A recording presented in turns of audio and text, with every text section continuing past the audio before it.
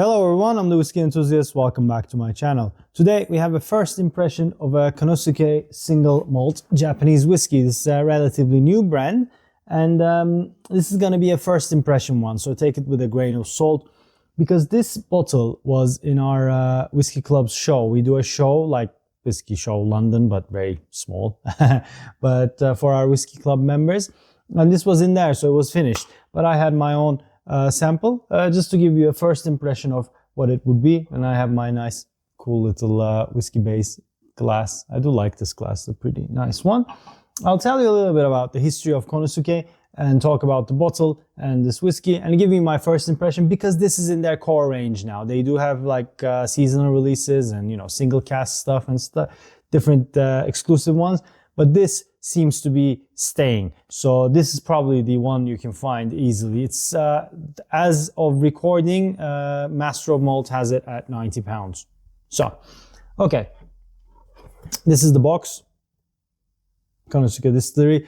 As it says here, Kanosuke Distillery is named in honor of my grandfather, Kanosuke Komasa, who released Japan's first cask-aged shochu, Mellowed Kozuru, in 1957. This is the Yoshitsugu Komasa is the guy who founded Kanosuke Distillery out of frustration because he wanted to sell shochu to Europe and to the rest of the world. But us not knowing what it is, he was like, okay, I gotta teach them what it is. So they drink whiskey. Let me make whiskey, but let me age my whiskeys in Mellowed Kozuru shochu casks. So then they'll know my name and they'll buy my shochu. Very smart, frustrated guy on a mission. Okay, so what is shochu? Let's talk about shochu first. What is, I don't know what happened. Shochu is a traditional Japanese distilled spirit with an alcohol content typically ranging from 25 to 30% ABV. Mellowed Kozuru is 40% ABV, so it's more towards the whiskey drinkers' palates, so it's good. And shochu is primarily produced in Kyushu and Okinawa and has been enjoyed in Japan for centuries. It is distinct from sake, which is brewed like beer. So sake is a brewed product, whereas shochu is distilled like whiskey or brandy. Okay, so there we go. And the differences between soku, sake, and soju: sake is brewed, lower alcohol, and made from rice. Shochu is distilled, mid-range alcohol, and made from a variety of ingredients, which I'll come to. And soju is Korean, distilled, but lower in ABV, between 16 to 25. There's a dilution. So shochu can be distilled from various raw materials, which affect the taste and the type. So it could be from chestnuts, sesame, shiso, rice, sweet potato, barley, buckwheat, brown sugar, and there's also Thai rice, which is Okinawan shochu. Now, as far as I know, Mellowed Kozuru is from rice, but I don't know if it's Thai rice or normal rice. What should it taste like is a thing, so we could get it. It's full-bodied and highlighting the flavors of the ingredients. So let's look at rice. These are all taken from online. What rice shochu? Because I've not had shochu. I think I had soju once. I know I had baiju, which is a completely different thing. And I love sake, but it has nothing to do with this. So rice shochu should give us clean, floral, and slightly sweet on the nose, with silky mouthfeel and mild taste, and closest to sake in character. And Thai rice shochu should be rich and slightly sweet with hints of molasses. And awamori is the Thai rice. Okay, awamori is the type of shochu I had with Mac Mac from Kampai Planet in London Whiskey Show, the Glenfiddich 28-year-old awamori one. Yeah. Okay, let's go on to the bottle. This is the bottle. It's all white, and this, I like their logo. Nice swan. And the bottle is inspired by Satsuma, the old name of the region, and Satsuma ceramics. Mellow Land, Mellow Whiskey is their tagline. Kanosuke Distillery overlooks Japan's longest sand beach, a beautiful white strip that stretches as far as the eye can see. The East China Sea is calm in the summer, but fierce winter winds whip up the sea waters, occasionally making for a unique climate within the warm Kogashima Prefecture. This makes for a richer, mellower Japanese whiskey with flavors and aromas of orangeette, cinnamon sugar, and salted caramel. It's non-chill filtered. It comes with this card saying that they don't chill filter, and Japanese on the back. So yeah, this is the whiskey. Kanosuke single malt, 48.8, no, just 48% ABV and non-chill filtered. Okay, it's a bit prickly on the nose. Again, this is first impression. Dried apricots, definitely. A lot of ginger. It's a bit prickly. It feels hotter than 48.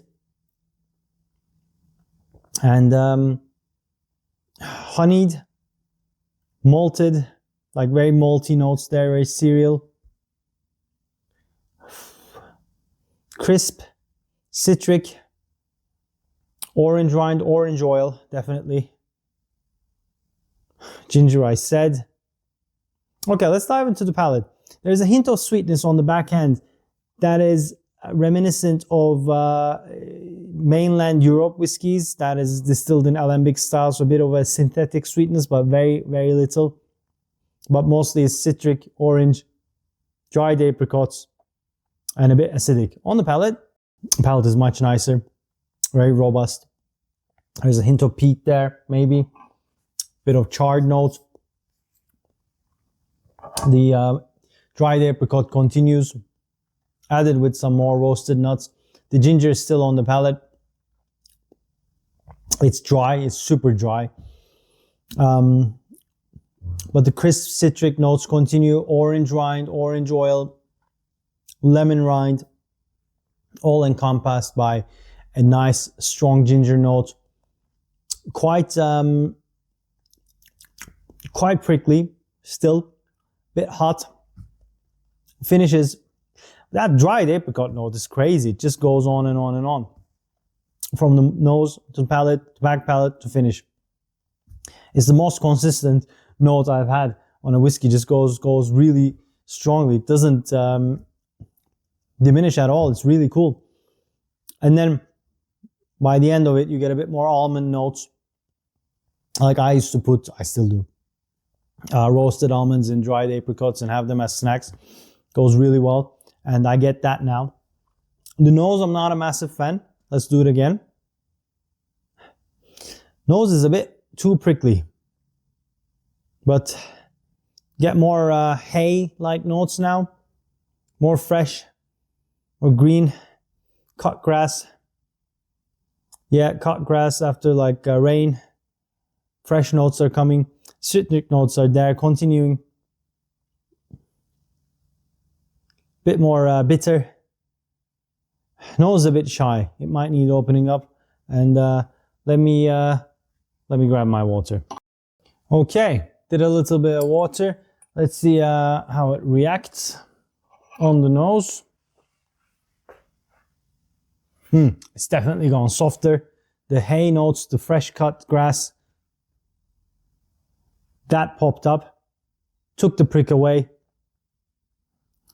Ginger notes are there. Definitely gets softer. But citric notes continue. Became more hay-like, more malted.